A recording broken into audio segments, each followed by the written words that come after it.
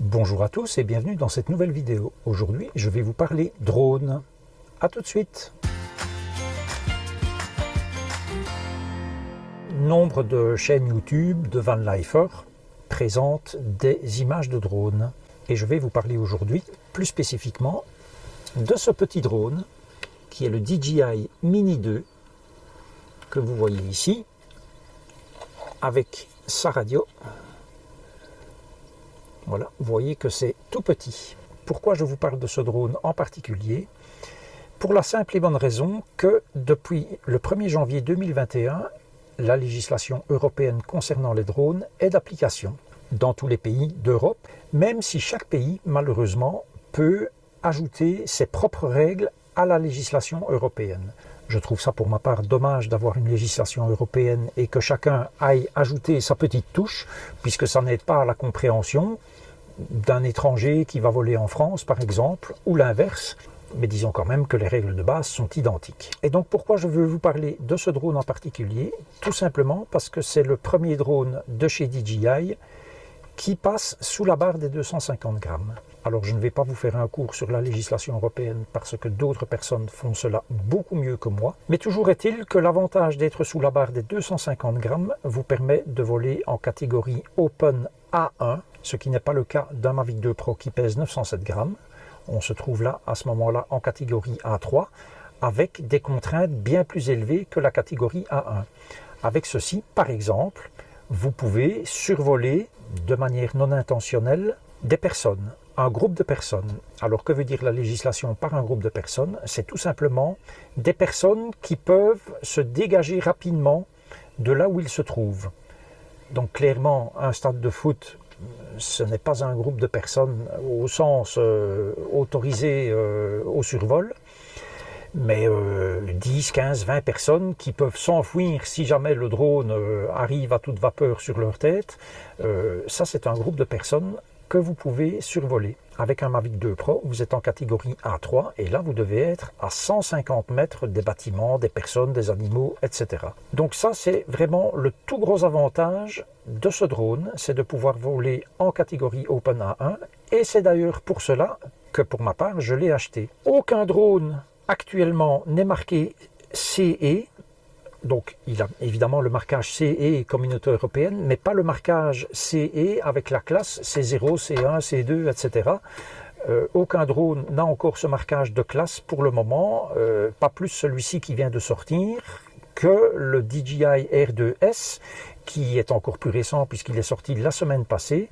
Donc ces drones ne sont pas encore marqués pour la nouvelle législation européenne, mais ils sont quand même utilisables. Pourquoi du DJI par rapport à d'autres marques? Tout simplement parce que c'est vraiment la marque qui s'est imposée dans le monde du drone. GoPro s'est essayé au drone avec son Karma qui a été un échec retentissant. Vous avez aussi le fabricant français Parrot, qui ne fait pas que des drones d'ailleurs, ils font des kits main libres pour voitures aussi. Donc Parrot avec le drone Anafi, enfin je pense que ça reste quand même relativement confidentiel et ce que vous voyez partout, c'est du DJI et honnêtement on voit ça partout parce que c'est ce qu'il y a de mieux, de mon point de vue en tout cas. Même chose, je précise tout de suite que ce que je dis ici concernant ce petit drone, c'est mon point de vue. Il est évident que si vous voulez acheter un Inspire avec toutes les options qui va peser je ne sais combien de kilos, ça, vous êtes libre de faire comme vous voulez. Quelles sont les caractéristiques de ce drone? Je vais vous les présenter ici en comparaison avec le Mavic 2 Pro et le R2S. Au niveau du prix, tout d'abord, vous voyez que c'est quand même très raisonnable comme prix puisque vous l'avez en deux versions. La version de base, c'est-à-dire uniquement ce qu'il faut pour voler, une batterie, le drone, la radio, et ça coûte 459 €. Les prix que je mentionne sont les prix de Studio Sport.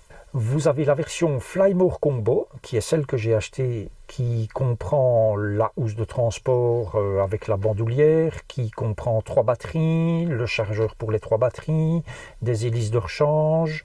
Alors si vous comparez avec un Mavic 2 Pro, on est sur le Mavic 2 Pro à 1199 € et sur le DJI R2S, nous sommes à 999 € pour la version de base et 1299 € pour la version combo. Pas de stockage interne dans ce petit drone. Le stockage interne, c'est intéressant quand vous avez oublié votre carte micro SIM à la maison et ça vous permet quand même d'enregistrer. Donc il n'y en a pas sur ce petit drone, il y a 8 Go sur les deux autres. Le poids, donc je l'ai dit, 249 grammes, 907 grammes pour le Mavic 2 Pro, 595 grammes pour le R2S. Le temps de vol est identique pour les 3 drones. C'est un temps de vol assez optimiste, sans vent, à une vitesse d'environ 20 km/h, si j'ai bien lu. Vous avez également les vitesses maximum dans les différents modes, donc le mode sport, le mode normal ou le mode ciné. Le vent maximum dans lequel vous pouvez voler. Alors honnêtement, ce drone est tellement léger que 36 km/h de vent, moi personnellement je trouve ça déjà beaucoup, peut-être même un petit peu de trop, et on risque d'avoir des petits mouvements de nacelle indésirables. De ce point de vue, les Phantom 4, qui étaient beaucoup plus gros, qui pesaient plus d'1 kg, résistaient à beaucoup plus de vent, puisque j'ai notamment volé dans le Cotentin, c'est la toute première vidéo de la chaîne, avec des vents de plus de 50 km/h au-dessus de la mer. Au niveau des distances de transmission maximum, eh bien de toute façon, on est largement au-dessus de ce que la loi vous autorise de faire, puisqu'on a 6 km en Europe. Le capteur, c'est un capteur 12 millions de pixels, et on peut donc filmer avec ce drone en 4K, 24, 25 ou 30 images secondes. Alors attention qu'on appelle cela de la 4K de manière erronée. En fait, c'est de la Ultra HD, parce que de la 4K, c'est 4096 de large. Ici, on est à 3840. Donc, on appelle ça de la 4K UHD. C'est en fait de l'UHD uniquement. On peut filmer en 2,7K jusqu'à 60 images par seconde et en Full HD jusqu'à 60 images par seconde également. Nous n'avons pas sur ce petit drone de mode de vol intelligent où le drone va faire sa petite danse lui-même pour produire des images. Donc on n'a pas, c'est vraiment un drone basique. Et autre chose, ce drone n'a pas de capteur, comme vous le voyez, il a juste un capteur en dessous que je vous montre, qui sert principalement à le stabiliser quand il n'y a pas de GPS, qui lui sert à atterrir aussi, mais il n'y a pas de capteur sur le dessus, sur les côtés, devant ou derrière. Les deux choses qu'on voit ici, c'est juste de l'aération. Moi personnellement, je vole déjà depuis pas mal d'années avec des drones et les capteurs ne m'ont jamais servi à rien. Le Phantom 3 n'en disposait pas et donc j'ai fait ça à ce moment-là. Maintenant pour un débutant, il est évident qu'il va falloir être attentif à ce que l'on fait, à tous les obstacles, faire attention vraiment à tout, alors que sur un Mavic 2 Pro ou sur un R2 ou sur un R2S, on a toute une flopée de capteurs devant, derrière, sur les côtés, en haut, en bas. Et là, on peut se permettre évidemment quelques erreurs. Au niveau de la qualité des images, qu'est-ce que ça donne? Parce que finalement, c'est quand même bien cela le plus important. Eh bien, je vous montre quelques images que j'ai filmées avec ce drone. Il n'y a pas longtemps que je l'ai, seulement quelques jours. Et je vous montre ce que cela donne. On se retrouve après.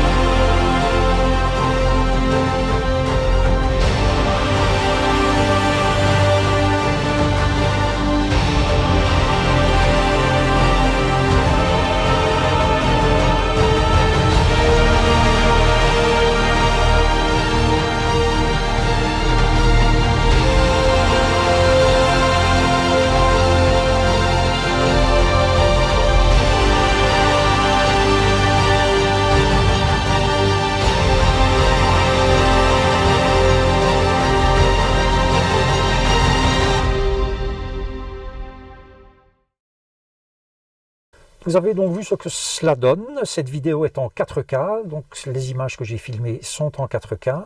Et ça n'a ma foi pas à rougir par rapport à des drones plus gros, plus chers, comme le Mavic 2 Pro, comme le R2S qui vient de sortir.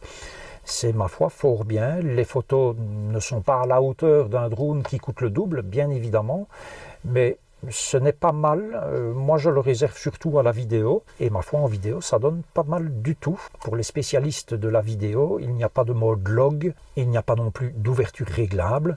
Donc, c'est le plus simple possible. Et évidemment, beaucoup moins de possibilités d'agir sur la colorimétrie en post-production. Bien que les images que je viens de vous montrer, j'ai quand même pu faire les corrections qui s'imposaient. Au niveau de la mise en œuvre, ça se fait vraiment très simplement. On enlève la protection des hélices qui permet de tenir les hélices ensemble.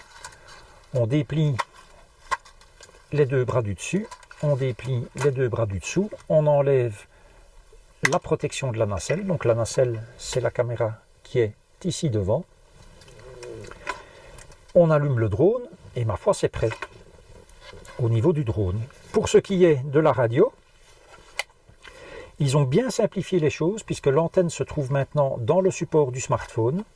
Donc, on soulève ceci, on sort le câble de branchement au smartphone, qu'on l'enlève, on glisse le smartphone dedans, hop, c'est fait, on le branche, on n'oublie pas d'installer les deux joysticks qui se trouvent ici en dessous, de chaque côté, on les visse ici, on allume la radio, on démarre l'application et on attend que tout soit initialisé. En général, le temps que la connexion se fasse entre la radio et le drone et que le drone ait capté les satellites, il faut compter grosso modo 2 minutes. Donc c'est quand même relativement rapide. Moi je dois dire que quand j'ai quelque chose que je veux filmer très rapidement, c'est ce drone-là que je sors parce qu'il est très vite en route. À moins d'être un vidéaste accompli, ce que je n'ai nullement la prétention d'être, de mon point de vue, c'est un des meilleurs choix que l'on peut faire actuellement, surtout au regard de la nouvelle législation qui est en œuvre depuis le 1er janvier. Je suis prêt à parier que dans les vanlifers qui font du drone, il y en a très peu qui respectent les règles, c'est-à-dire que même avec ceci, comme le drone dispose d'une caméra, vous êtes obligé de passer un examen en ligne sur le site Alpha Tango. C'est un examen que vous pouvez recommencer autant de fois que vous voulez. Je l'avais passé en son temps avant la législation européenne pour voler en France avec mon Mavic 2 Pro, puisqu'il faisait un certain poids et que c'était de toute façon obligatoire. Donc mon Mavic 2 Pro avait une immatriculation française en plus de l'immatriculation belge, payante elle. Et voilà, donc vous devez vous inscrire sur le site Alpha Tango et passer un petit examen en ligne. Il y a bien évidemment sur ce site toute la formation nécessaire. Ça se fait assez rapidement et à ce moment-là, vous pouvez avoir un numéro de licence entre guillemets, que vous devez coller sur votre drone et vous êtes parfaitement en règle. Je ne vais pas développer plus la législation européenne ici parce que d'autres sites ont fait ça beaucoup mieux que moi, comme je l'ai dit au début. Je vous conseille d'aller voir le site Helicomicro, entre autres, et il y a également quelques youtubeurs qui font ça très bien. Je pense à Hubert L notamment. Voilà, vous trouverez toutes les informations utiles, notamment pour passer ce petit examen en ligne sur le site Alpha Tango et être parfaitement en règle. Maintenant, en ce qui me concerne, quand je veux des images un petit peu plus léchées, je vais dire, à ce moment-là, j'utilise un autre drone que je n'ai pas encore, puisque mon Mavic 2 Pro a été revendu pas plus tard qu'hier. J'attends un autre drone et je vous en parlerai dans une prochaine vidéo. Je vous dis rendez-vous à la prochaine et d'ici là, prenez grand soin de vous. Boum, c'est fini. Tralali lali. Et hop.